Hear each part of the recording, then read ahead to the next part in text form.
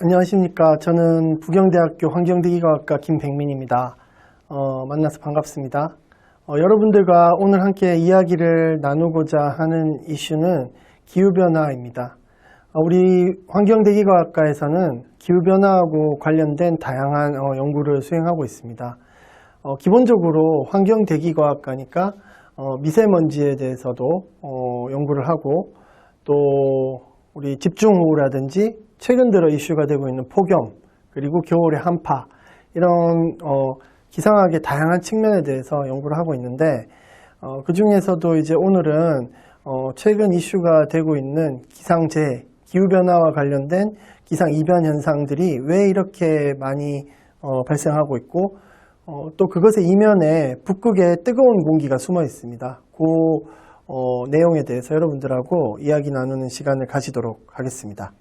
자, 지금 화면에 보고 계시는 부분, 이 슬라이드들이, 제가 그 MBC나 KBS, SBS에서 이상기후 현상이 발생했을 때 이렇게 출연해서, 잘 설명을 해드리고 있는 그런 화면들입니다. 제가 출연한 건 아니고, 우리 기자님들에게 여러 가지, 왜 이런 이상기후 현상들이, 나타나는 것일까를 설명해 드리면, 이렇게 멋진, 그래픽으로 국민들이 이해하기 쉽게 잘 만들어 주시더라고요.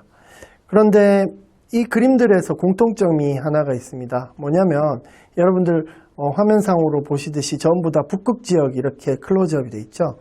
예, 북극의 공기가 점점 지구온난화로 인해서 뜨거워지고 있습니다. 자, 지금 이제 하나의 예로서 2016년 1월 달에 얼마나 우리 그 북극이 뜨거웠는지를 나타내는 그 화면인데요. 보시면 밑에 그 막대 그래프를 보면 막대로 이렇게 그 컨터로 이렇게 나타나 있는 수치들을 보면 지금 북극 지역이 12.9도, 평년에 비해서 1월 평균 기온이 10도 이상 뜨거웠다라는 것을 알 수 있습니다. 월 평균 기온이 10도 이상 뜨겁다는 건 정말 말도 안 되는 일이라서 역사상 가장 뜨거웠던 그 기록이 되겠습니다. 이런 일들이 거의 매년 반복이 되고 있고요. 그러한 어떤 북극의 고온 현상이 사실은 지금 기상이변의 큰 원인이 되고 있습니다. 그래서 오늘 여러분들께 어떻게 북극이 뜨거워지면 이런 기상이변들이 일어날 수 있는지에 대해서 잘 설명을 드리겠습니다. 자, 우리나라 2016년 1월에 그 북극이 이렇게 고온 현상이 일어났을 때 우리나라에는 어떤 일이 일어났을까? 제주공항 사상 처음으로 2박 3일 동안 활주로가 완전히 폐쇄될 정도로 굉장히 많은 눈이 내렸습니다. 그래서 직장인들이 제주도에 휴가를 왔다가 집으로 돌아갈 수가 없어서 굉장히 큰 난리가 났었던 기억이 나는데요.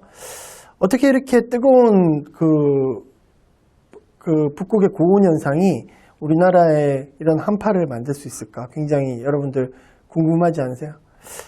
그 다음에 북미에도 마찬가지입니다. 북미에도 최근 매년 혹은 한 해 걸러서 굉장한 추위가 찾아오고 있는데요. 시카고 지역 신문이죠. 시카고 선타임즈라는 잡지에서 2014년에 찾아온 엄청난 한파를 빗대서 우리나라 북쪽의 시베리아 지역이 있죠. 얼마나 굉장히 추운 그 지역에 빗대서 차이베리아라는 신조어까지 만들어낼 정도로 굉장히 추웠습니다. 도대체 왜 이런 일이 일어나고 있을까요? 바로 그 이면에는 북극의 소용돌이라는 게 자리 잡고 있습니다. 북극에는 우리가 인지하고 있지 못하지만 굉장히 큰 이런 소용돌이도가 아메바처럼 이렇게 꿈틀꿈틀거리면서 이렇게 돌고 있습니다. 그 이름을 우리는 극소용돌이라고 하고요. 이 극소용돌이도가 존재하고 있기 때문에 매일매일 그 극소용돌이의 경계에서 로스비 파동이라는 것이 생겨서 저기압, 고기압이 훑고 지나가기 때문에 날씨라는 게 생기게 됩니다. 결국 극소용돌이라는 게 다른 게 아니라 날씨를 만들어내는 극지에서 기후를 조절하는 세상에서 가장 큰 볼텍스라고 할 수 있습니다. 우린 그것을 극소용돌이도라고 하고 있습니다. 그런데 이 극소용돌이도에 극소용돌이에 문제가 생기고 있습니다. 왜냐하면 이 극소용돌이라는 것이 기본적으로 온도에 굉장히 민감한 녀석이거든요. 북극이 차가우면 차가울수록 이 극소용돌이도가 강하게 빠르게 이렇게 회전을 하고요. 극소용돌이가 북극의 온도가 고온이 되면 고온이 될수록 힘을 잃고 이 아메바 같은 모양이 더욱더 확대되면서 북극의 찬 기운이 아래쪽으로 내려올 수 있게 됩니다. 이것이 바로 우리가 왜 최근 이상기후가 이렇게 북극의 고온 현상과 관련해서 나타나는 근본 원인입니다. 북극이 뜨거워지고 그 다음에 거기에 반응해서 북극의 소용돌이에 구조적인 변화가 생겨서 더 기류가 요동을 치게 되고 각 지역에서 과거에는 경험하기 힘들었던 이상기후 현상들이 증폭이 돼서 나타나는 것이 사실은 오늘 여러분들께 전달해드리는 핵심 메시지 중에 하나입니다. 자, 그럼 북극이 이렇게 뜨거워지고 있으면 북극에 여러 가지 변화들이 있을 텐데 대표적으로 어떤 것들이 있을까요? 바로 여러분들 잘 아시는 북극의 얼음이 되겠죠. 북극의 얼음은 엄청난 속도로 줄어들고 있습니다. 우리가 전문가들은 북극의 얼음의 두께를 이야기를 할 때 얼음의 나이로 이렇게 표현을 하는데요. 두꺼운 얼음일수록 나이가 많다 이런 표현을 하게 됩니다. 얇은 얼음은 1년을 못 버티고 사라지기 때문에 1년을 버티고 2년을 버티고 3년을 버티고 하면서 점점 두꺼워지기 때문에 해빙의 나이라는 것은 해빙의 두께라고 생각하시면 됩니다. 우리 한번 동영상을 한번 보시죠. 87년, 88년 이렇게 시간이 갈수록 하얀 색깔의 그 두꺼운 얼음들이 점점 짙은 파란색으로 변해가고 또 특징적인 것은 그린란드와 아이슬란드 사이의 좁은 프람 스트레이트라는 해협을 따라서 얼음이 다 빠져나가고 있는 것을 보실 수 있고 2007년 지나면서 확 얼음이 줄어드는 것을 알 수 있습니다. 이렇듯 여러분 얼음이라는 건 기본적으로 고정되어 있는 것이 아니라 굉장히 끊임없이 이렇게 움직이면서 남쪽으로 빠져나가기도 하는데요. 이것이 2000년 이후에 지구온난화의 급격한 진행과 더불어서 얼음도 급격히 사라지고 있고 약 과학자들이 추정하기로는 2030년이 되면 북극의 얼음이 여름철에 다 사라져서 보기 힘들 것이다라는 예측을 내놓고 있습니다. 자, 그런데 이런 북극의 얼음이 녹아내리는 건 또 다른 부수적인 효과를 우리한테 가지고 오는데요. 그것이 무엇이냐면 얼음이 녹아내린 곳에는 이제 바다가 있겠죠. 이 바다에서 엄청난 양의 열과 수증기가 올라오게 됩니다. 그럼 어떻게 될까요? 대기가 뜨거워지겠죠. 이 엄청난 양의 열과 수증기가 바로 우리가 지금 경험하고 있는 엄청난 북극의 고온 현상과 관련이 있고 이러한 북극 고온 현상 때문에 우리가 겨울철마다 이런 굉장한 한파 같은 것들이 연쇄적으로 나오고 있는 것이죠. 우리가 지구온난화라는 게 여러분들 한 가지 아셔야 될 게 전부 다 연결이 되어 있습니다. 인간 활동에 의해서 이산화탄소가 증가하면 지구가 뜨거워지고 그럼 얼음이 녹고 얼음이 녹으면 이러한 극소용돌이가 변형이 생기고 그럼 우리나라에 한파가 오고 이상기후가 오고 다 연결이 되어 있기 때문에 어느 하나 소홀히 할 수 없는 종합적인 이해가 필요한 학문이 바로 기후변화에 대한 이해가 되겠습니다. 네. 제가 2014년에 이러한 어떤 북극 소용돌이도가 기본적으로 북극 소용돌이가 북극 얼음 감소에 의해서 굉장히 큰 변화가 있을 수 있고 또 우리나라 주변에 또 한파가 올 수 있다라는 연구 결과를 네이처 커뮤니케이션즈라는 저널에 출판한 바 있습니다. 우리 환경대기과학과에서는 이러한 연구들을 수행하고 있습니다. 자, 그 다음 제가 이제 조금 여러분들에게 말씀드리고 싶은 것은 기후변화를 일으키는 근본 원인인 이산화탄소 증가, 온실효과 이런 어떤 여러분들에게 짧은 시간이지만 기후변화에 대한 정말 좀 심도 있는 이해를 시켜드리고 싶어서 이 슬라이드를 준비했습니다. 자, 슬라이드를 한번 볼까요? 동영상을 한번 보겠습니다. 자, 지금 보시고 계시는 그림이 무엇일 것 같습니까? 뭔가 빨간색으로 된 어떤 연기 같은 것들이 어딘가에서 뿜어져 나오고 있는 것 같죠? 자, 이 지금 뚜렷이 그 연기들이 뿜어져 나오고 있는 지역이 바로 미국, 그리고 유럽, 그리고 세계 공장이라고 하는 중국, 동아시아 그런 지역들입니다. 눈치채셨나요? 자, 이 그림은 바로 대기 중에 이산화탄소 농도를 나사에서 시각화해서 나타낸 그림입니다. 자, 여러분들 이산화탄소 눈에 보이지 않죠? 근데 과학기술이 발달하고 가시화 기술이 발달하면서 이 이산화탄소를 우리가 눈에 보이게 컴퓨터 그래픽으로 잘 표현한 그림이 바로 이런 그림이 되겠습니다. 분명한 건 지금 인간 활동에 의한 이산화탄소가 정말로 산업화가 발달되고 이 지구의 어떤 운명을 이끌어가고 있는 그런 나라들에서 엄청난 양의 이산화탄소가 쏟아지고 있고 그것이 매일매일 고기압, 저기압을 따라서 전 세계로 퍼져나가고 있는 것을 보실 수 있습니다.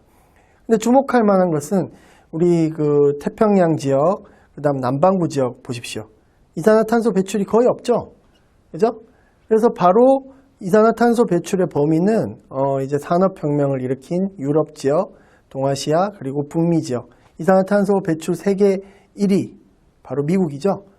이러한 지역들이 인간 활동이 인간이 범인이라는 거에 대해서 이 동영상을 보시면 누구라도 이견이 있을 수가 없을 것입니다. 그러나 이제 아까 말씀드렸던 그러한 연쇄작용의 효과로 심지어는 남반구 지역까지 이러한 이산화탄소의 기후 영향이 미치게 됩니다. 기후 영향은 글로벌한 임팩트를 지니고 있는 것이죠. 그래서 이산화탄소를 배출한 나라에만 기후변화에 의한 피해가 온다. 그러면 아주 공평하죠. 그러나 이것은 지구인이 범인은 산업혁명을 주도한 나라들이지만 책임은 전 지구인이 져야 되는 이러한 불평등한 구조가 어떤 지구온난화 문제 해결을 굉장히 어렵게 만드는 핵심이라고 할 수 있겠습니다. 자, 그러면 정말로 이러한 지구온난화가 원인이 인간한테 있는가 하는 데 있어서는 사실은 굉장히 많은 이견이 있는 것 같습니다. 예를 들어 어떤 과학자들은 전혀 인간 활동이 아니다. 여러분들 보셨을지 모르겠는데 어떤 TV 프로그램이라든지 토론회 같은 데 보면 인간 활동이다 아니다 의견이 나눠서 찬반 토론이 벌어지는 그런 것들을 보신 적이 있으실 것입니다. 그러나 제가 여러분들한테 자신 있게 말씀드릴 수 있는 것은 사실은 97% 정도의 과학자들은 인간 활동이 지구온난화의 주요 원인이다 라는 데에는 큰 이견이 없습니다. 다만 그 정도에 대해서는 조금씩 의견 차이는 있지만 사람이 정말로 큰 지구온난화에 영향을 주고 있다는 데서는 전혀 이견이 없고 그것은 여러분들이 믿어도 좋은 사실입니다. 자, 이러한 기후변화를 주도해 나가고 기후변화 연구와 어떤 정책적인 부분을 주도해 나가고 있는 곳이 바로 유엔 정부 간 기후변화 협의체 IPCC라는 곳입니다. 정말로 심각한 지구온난화 문제에 개인이 대응할 수도 없는 것이고 국가 협의체가 대응을 해야 되겠죠. 그곳이 바로 IPCC고요. 이러한 IPCC가 그간의 공로를 인정받아서 2008년에 노벨 평화상을 수상받게 됩니다. 여기에 참여했던 많은 국가들과 과학자들이 공동 수상한 것이고요.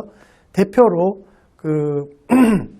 엘고어와 그 다음에 IPCC 의장이신 그 당시 의장이었던 파차우리 의장이 받았습니다. 자, 그런데 문제가 있습니다.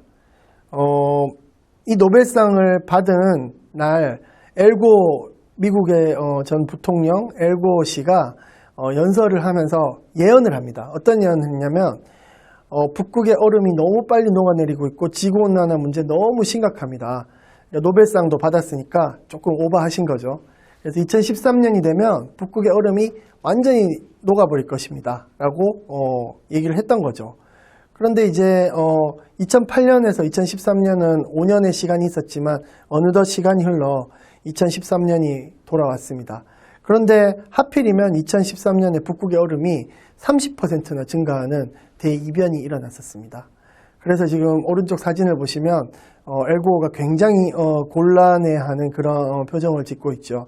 그래서 우리 과학자들은 지구온난화라든지 기후변화 이야기를 할 때 확실한 증거와 굉장한 어떤 연구를 통해서 확실한 것들만 대중들에게 전달을 해야 되지, 이렇게 말 한마디 잘못했다가는 과학자들의 신뢰가 확 무너지게 되어 있습니다. 그래서 우리가 굉장히 무거운 임무를 띠고 있는 것이죠. 또 아까 그 노벨상 수상자 중에 한 명이었던 라잔드라 파차오리 의장은 2035년경에 히말라야의 빙하가 전부 사라질 것으로 예측했는데 이 예측도 조금 조작이 있었다라는 것이 그 이후의 과학 활동들에 의해서 밝혀졌습니다.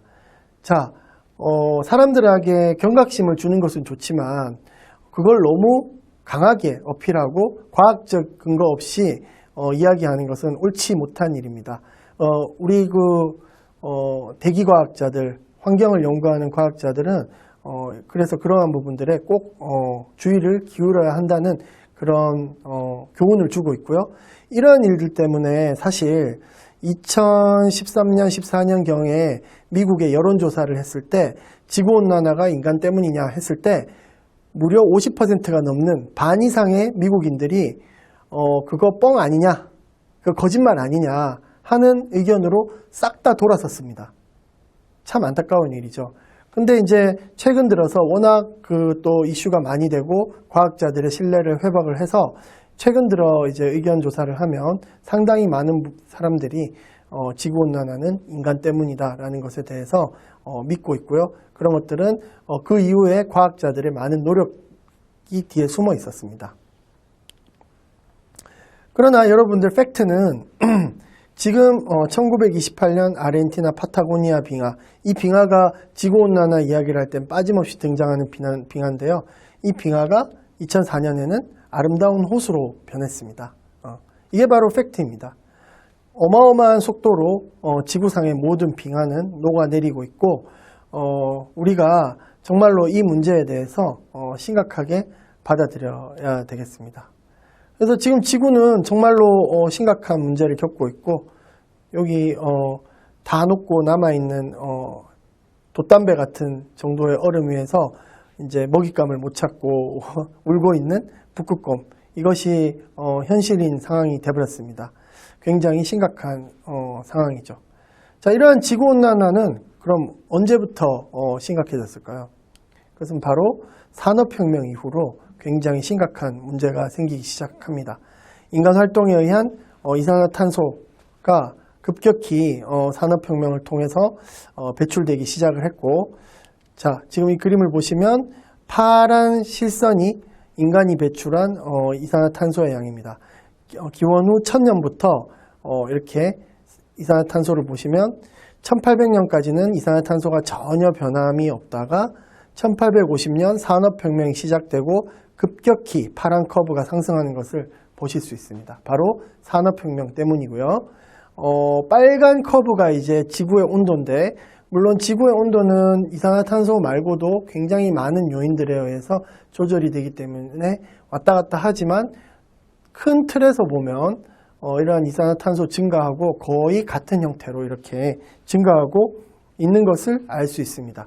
자, 이 그래프만 봐도 이 인간 활동에 의한 이산화탄소가 얼마나 지구온난화를 초래하는 데 큰 역할을 하는지 알 수 있습니다. 자, 여기서 여러분들이 좀 눈여겨볼 수치가 여기 오른쪽 그래프에 13.7이라고 적혀 있는 온도입니다. 산업혁명 이전에는 거의 우리 지구가 약 13.7도의 온도를 유지하고 있다가 산업혁명 이후에는 지금 2015년에 벌써 이 그래프는 조금 유넷 보고서라서 2009년 그래프인데 이미 놀라운 속도로 증가해서 14.5도를 뚫고 벌써 15도 가까이 돼버렸습니다. 그러면 13.7도에서 15도 그럼 벌써 1.23도 산업혁명 이후로 증가한 게 되겠죠. 놀라운 속도로 기존하고 비교했을 때는 지구온도가 증가하고 있다는 걸 여러분 실감할 수 있으시겠죠. 네. 그래서 2015년에 우리가 파리 기후 협약을 통해서 이 문제를 해결하자고 당시 우리나라도 반기문 UN 의장이셨죠. 반기문 의장님과 다른 그 각국의 세계 정상들이 모여서 지구 평균 온도를 2도씨 산업혁명 이후에 2도씨 이상 증가하는 것은 대재앙이다. 그래서 2도씨 이내로 제한하자라는 협약을 맺었습니다. 그게 파리 기후 협약이고요. 그 이후로 이제 그 2도씨도 너무 위험하다. 우리가 1.5도씨까지로 제한해야 된다라는데 세계가 동의를 했습니다. 그런데 여러분 잘 아시는 미국의 이제 전 대통령이라고 불러도 될 것 같은데 미국의 트럼프 전 대통령이 파리 기후 협약을 탈퇴해 버렸습니다. 세계 제1의 이산화탄소 배출국인 미국이 참 뻔뻔하기도 하죠. 그래서 파리 기후 협약을 탈퇴하는 바람에 참 또 전 세계는 기후 변화 대응에 미궁에 빠져 있는 상태입니다. 다행스럽게 새로 대통령이 되신 미국의 다음 차기 대통령이 될 바이든 대통령은 지구온난화를 굉장히 심각하게 받아들이고 있고 다시 파리 기후 협약에 가입하겠다라는 연설을 얼마 전에 하신 바 있습니다. 자, 얘기가 조금 샜는데 어쨌든 지금 우리가 15.7도, 2도라고 가이드라인을 딱 그 제한선을 둔 그 온도에 사실은 얼마 남지 않았죠. 굉장히 지금 심각한 상태입니다. 15.7도 이 추세로 올라가다가는 곧 그 15.7도에 도달할 것처럼 보입니다. 그래서 굉장히 심각한 상황이라서 우리가 바로 지금 행동에 나서야 될 시기가 아닌가라고 생각이 듭니다. 자, 그러면 제가 지금 1000년부터의 온도를 보여드렸는데 과거에 지금보다 더 뜨거웠던 적은 혹시 없었을까? 만약에 더 뜨거운 적이 있었으면 우리가 이걸 기후변화를, 지구온난화를 그렇게 심각하게 받아들여야 될까라는 생각을 할 수가 있겠습니다. 그 증거에 대해서 과거에 어땠는지를 한번 살펴보도록 하겠습니다. 과거의 온도를 측정하기 위해서는 우리 사람 몸의 체온계를 이렇게 겨드랑이에 끼워서 온도를 재듯이 이런 어떤 끼다란 빙하를 시추하는 시추봉을 얼음에 박아놓고 그 얼음 기둥을 채취해서 그 얼음 기둥을 분석해서 지구의 온도를 확인해낼 수 있습니다. 지금 이제 극지연구소, 우리나라 남극 북극을 연구하는 극지연구소 분들이 북극의 그린랜드, 몽골에 가서 소중한 빙하 코어를 얻어낸 다음에 만세를 부르는 장면이 보이고 있습니다. 자, 이 얼음 속에는 지구의 과거 온도의 기록이 다 정밀하게 기록이 되어 있습니다. 이 온도를 어떻게 복원하는지는 오늘 시간 관계상 여러분들에게 소개해 드릴 수는 없지만 이 얼음 조각들을 잘게 잘라서 잘 그 안에 갇혀있는 공기방울들을 조사를 하면 이러한 커브들을 얻을 수가 있습니다. 지금 보시고 계시는 그림은 이 얼음 기둥에 간직된 80만 년 전부터 현재까지의 지구의 온도 변화를 나타내는 그림입니다. 인류는 이러한 어떤 과거 기후들을 분석을 해봤을 때 절대로 15.7도를 넘어본 적이 없다라는 것이 확실해지는 순간인 것이죠. 우리 인류가 약 80만 년 전쯤에 베이징 원인부터 기원은 여러 가지가 있겠지만 대략 시초를 80만 년 전이라고 볼 때 전혀 15.7도를 경험해 보지 못했고 우리 그 현생 인류의 조상이라고 하는 호모 사피엔스 사피엔스가 약 2, 3만 년 전에 등장을 해서 이 빙하기에서부터 시작돼서 간빙기, 현재 우리가 살고 있는 간빙기 시대까지 오면서 따뜻해지는 기후에 적응하면서 찬란한 문명을 꽃피웠고 급기야는 지금 이제 산업혁명을 통해서 땅속에 꽁꽁 뭉쳐져 있는 이산화탄소를 끄집어내고 지구를 괴롭히고 있는 그런 상황이라고 정리할 수 있겠습니다. 자, 그래서 이러한 급격한 온도 증가, 왜 온도 증가가 생기고 있는 것일까요? 여러분들 고등학교 때 다 배우셨죠? 그건 바로 온실효과 때문이죠. 예, 온실효과 무엇이죠? 지구온난화에 의해서 우리가 인간 활동에 의해서 이산화탄소를 계속 배출하게 되면 그 이산화탄소가 마치 온실처럼 우리 지구를 만들어서 태양으로부터 들어오는 열을 계속 이산화탄소가 지구가 방출하는 열을 흡수해서 재방출함으로 인해서 지구의 온도를 덮인다. 이게 바로 온실 효과죠. 여러분들 굉장히 익숙한 그림이실 거라고 생각을 합니다. 결국은 이산화탄소가 온실가스고 이것이 지구 밖으로 나가는 열을 차단한다라는 것이죠. 여러분들이 배우는 수준에서는 이런데 오늘 여러분들에게 제가 말씀드리고자 하는 또 한 가지 핵심 메시지는 온실 효과는 이것만이 다가 아니다라는 것을 이야기해 드리고 싶은 것입니다. 뭐냐면 온실 효과가 그냥 단순히 지구를 덮이는 게 아니라 지구의 다양한 얼음이라든지 구름이라든지 이러한 기후 요소들이 온실 효과를 증폭시키는 역할을 하고 있습니다. 그래서 실제로 온실 효과의 이산화탄소 증가에서 지구가 더워지는 효과를 훨씬 더 증폭시키는 효과가 사실은 굉장히 중요하다는 말씀을 좀 설명드리고자 합니다. 자, 가장 간단하게는 사실 우리 과학자들은 온실 효과가 지구를 얼마나 덮이는지에 대해서는 많은 연구를 통해서 이미 잘 알고 있습니다. 그것은 5.35 곱하기 로그 CO2 나누기 280. 요 수식, 이게 마법 같은 수식인데 여러분들 이게 어떻게 나왔는지는 제가 설명드리긴 힘들지만 사실은 이산화탄소 증가에 의한 지구 가열 효과는 굉장히 간단하게 과학자들이 아주 정확하게 알고 있다는 것이죠.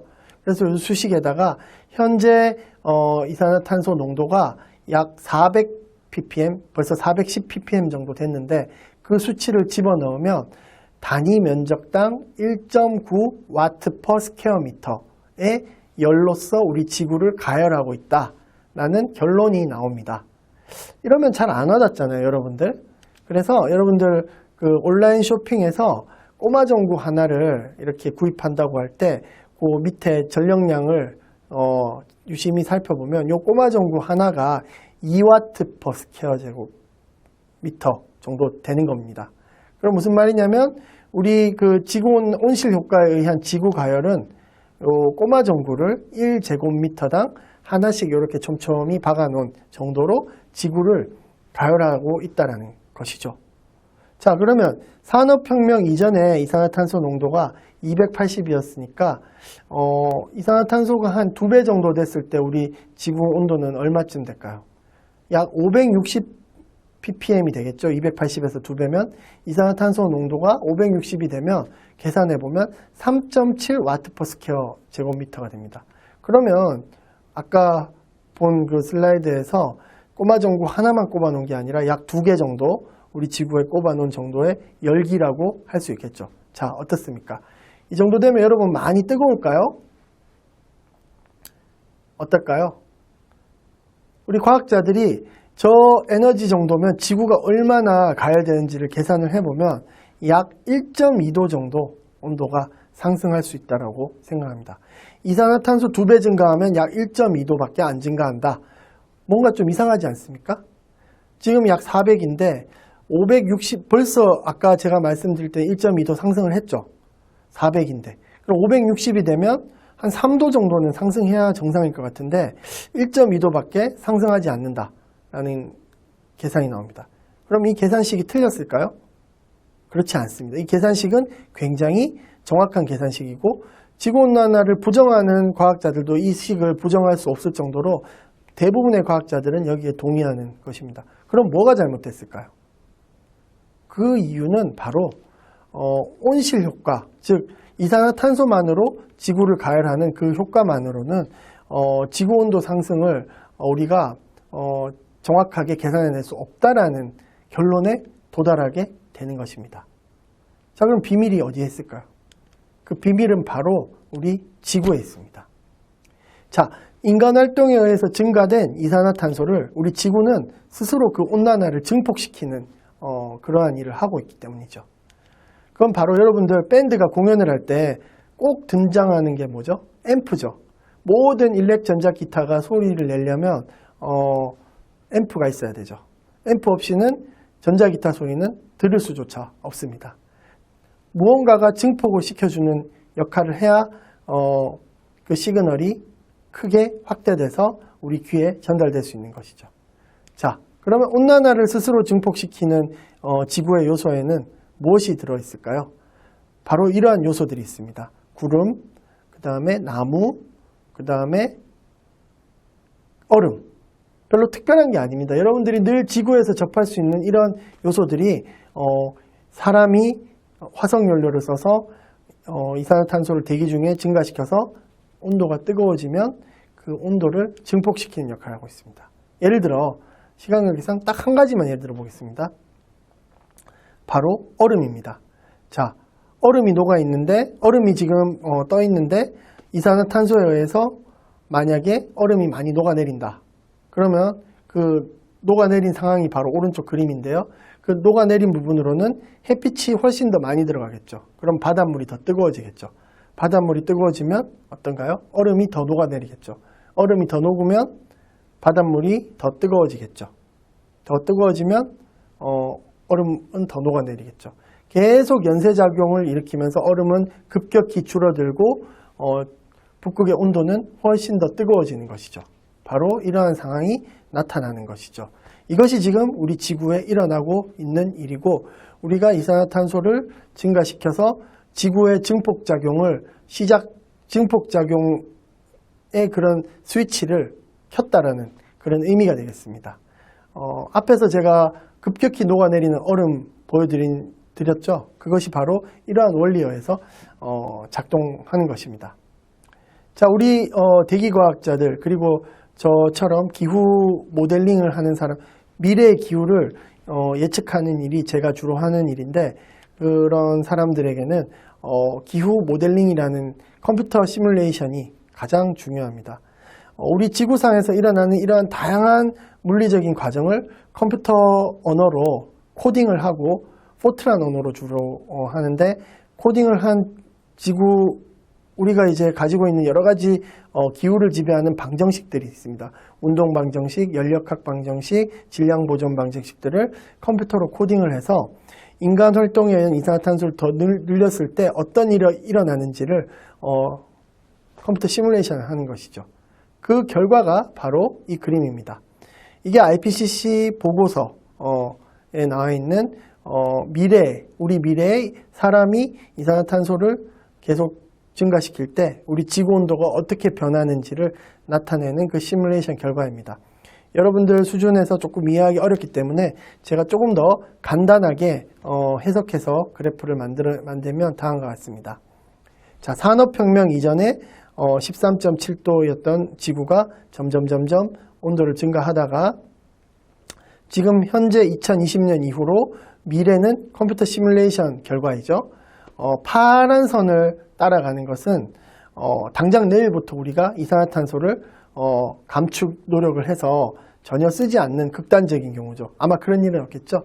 여러분 지금 학교 갈 때 타고 다니는 스쿨버스, 대중교통 우리 무수히 많은 이산화탄소를 쓰고 있고요. 이산화탄소를 쓰고 있는 것뿐만이 아니라 여러분들 입고 있는 옷 그거 전부 다 석유화학, 폴리에틸렌 그런 쪽에서 나오는 것들이죠. 우리는 석유 없이 지금 못 살아갑니다. 일종의 석유 중독자라고 표현할 수 있겠죠.